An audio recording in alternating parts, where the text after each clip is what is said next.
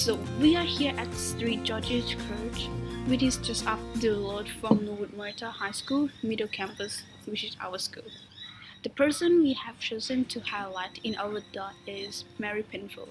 She is an important person in the Moriata area that we chose to do because we interested in her study life and we wanted to know the reason why she moved to Moriata area and how she got married when she was only 15 years old. Right now, we are standing in front of Maria Penfold's grave.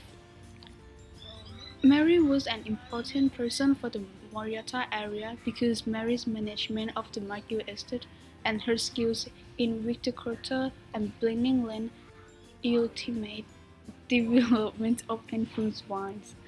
One of Australia's greatest finalists, her contribution has often been overlooked, however, with most of the credit going to her husband. She was born in year 1816 in London, England.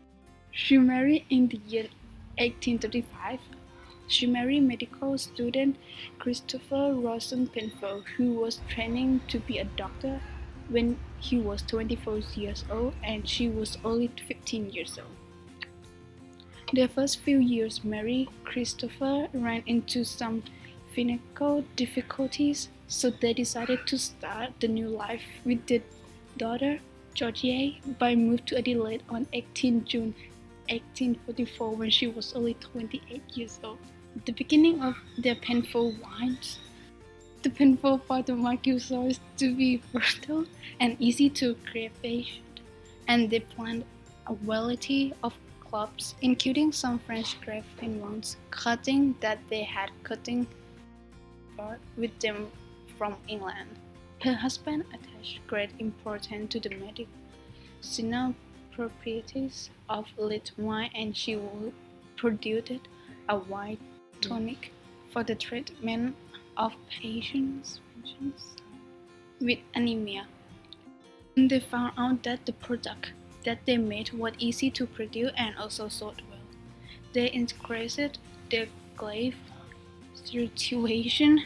Mary kept working on her work on the estates, including the cultivation of the wines and the breeding of the grapes to create wines. Many years later, Christopher's health began to fall after a protracted illness. He died in the year 1870 at the age of 59. By this time, Mary had to do hard work. Also, Penfold's daughter had married a young civil servant, Thomas Highland, who began acting at the Melbourne agent for the Grand Estate wines. On the 31st of December 1855, Mary was dead.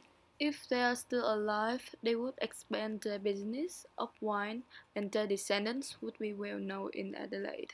Something really interesting that Mary Penfold did in her life was her family purchased 202 hectares of township, which means her family was kind of wealthy at that time. Okay, so my name is Cara Taylor and my partner.